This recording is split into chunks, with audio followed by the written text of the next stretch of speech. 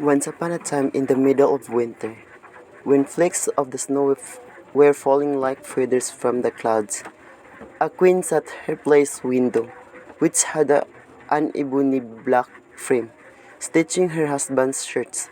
While she was thus engaged and looking out of the snow, she pricked her finger, and 3 drops of blood filled up the snow. Now the red looked so well upon the white that she thought herself, "Oh, that I had a child as white as this snow, as red as this blood, and as black as the wood of the frame." Soon after towards a little daughter came to her, who was as white as snow, and with cheeks as red as blood, and with hair as black as ebony, and from this she was named Snow White. And at the same time her mother died. About years afterwards the king married another wife, who was very beautiful, but so proud and haughty that she could not bear anyone to be better looking than herself. "Mirror, mirror on the wall, who is the fairest of us all?" It replied, "The queen is the fairest of the day." Then she was pleased, for she knew that the mirror spoke truly. Little Snow White, however, grew up and became prettier and prettier, and when she was 7 years old, she was as fairy as a noonday, and more beautiful than the queen herself. When the queen now asked her mirror, "Mirror, mirror on the wall, who is the fairest of us all?" it replied, "The queen was fairest yesterday. Snow White is the fairest now, they say." This answer so angered the queen that she became quietly yellow with envy.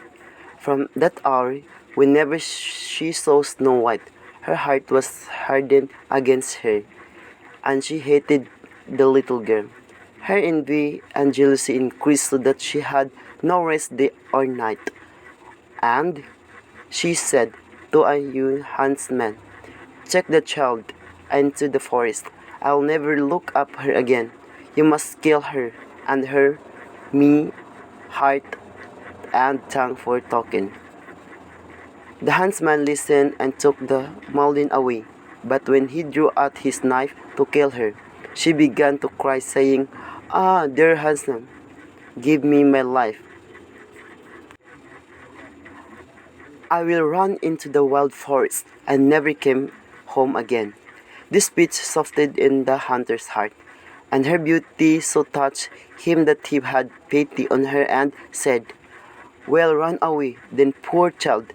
But he thought to himself, "The wild beast will soon devour you." Still he felt as a stone had been lifted from his heart, because her death was not by his hand. Just, ha- just at that moment, young bird roaring along to the spot, and soon as he clapped eyes upon it, handsome caught it, killing it.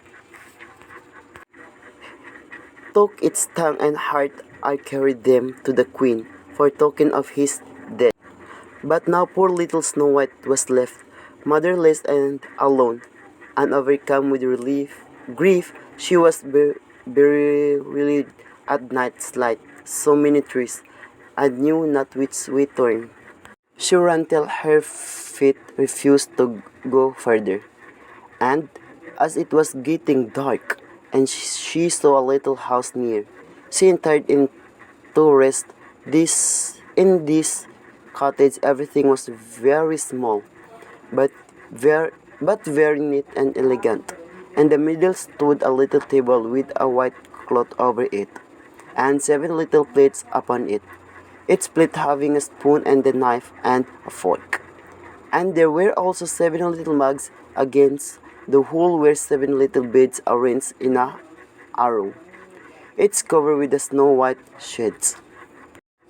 Little Snow White, being both hungry and thirsty, ate a little morsel of porridge out of each plate, and drank a drop of two of wine out of each mug, for she did not wish to take away and the whole share of anyone.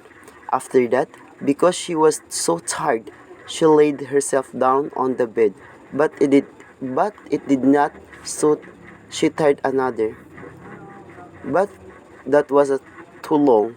A fourth was too short, a fifth too hard, but the seventh was just a thing. And thanking herself up in it, she went to sleep, first saying her prayers usual. When it became quite dark, the owners of the cottage came home. Seven dwarfs who dug full gold and silver in the mountains. They first lighted seven little lamps and saw at once, for they lit up the whole room, that somebody had been in, for everything was not in the order in which they had left. The first asked, "Who has been sitting on my chair?" The second, "Who has been eating off my plate?" The third said, "Who has been nibbling at my bread?" The fourth, "Who has been at my boards?" The fifth, "Who has been meddling with my fork?" The sixth grumbled out, "Who has been cutting with my knife?" The seventh said, "Who has been drinking out of my mug?"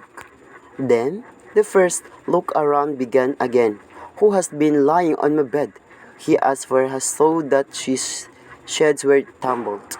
At these words, the others came, and looking under beds cried to some, "One has been lying on our beds." But the seventh little man, running up to his, saw Snow White sleeping in it. So he called his companions, who shouted with wonder and held up their lamps, so that the light will fill upon the little girl.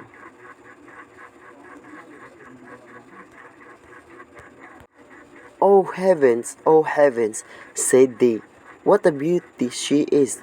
And they were so much delighted that they would not awaken her, but left her to sleep.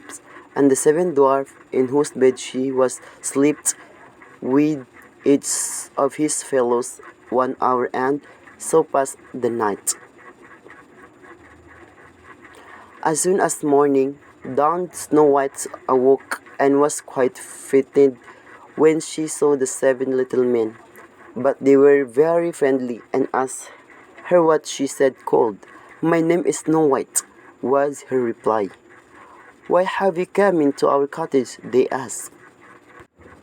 Then she told them how her stepmother would have had her killed, but the huntsman had spared her life, and how she had wandered about the whole day until the last she had found their house. When her tale was finished, the dwarf said, "Will you look after household, be our cook, make the beds was sew and knit for us, and keep everything in neat order? If so, will keep you her, and you shall want to for nothing." The Snow White answered, "Yes, with all my heart and will." And so she remained with them and kept their house in order. In the morning, the dwarfs went into the mountains and searched for silver and gold. And the evening they came home and found her meals ready for them. During the day, Maiden was left alone, and therefore the good dwarf warned her said, "Be careful of your stepmother, who will soon know of your being here. So let nobody enter the cottage." The queen, meanwhile, supposing that she had eaten the heart and tongue of her stepdaughter, believed that she was no above all the most beautiful woman in the world. One day she stepped before her mirror and said, "Mirror, mirror on the wall, who is the fairest of us all?" It replied, "The queen was fairest yesterday. Snow White is a forest now, they say. The dwarfs protect her from the sway amid the forest far away." This reply surprised her, but she knew that the mirror spoke the truth. She knew therefore that the huntsman had deceived her, and that Snow White was still alive. So she dyed for her face and clothed herself as a peddler woman.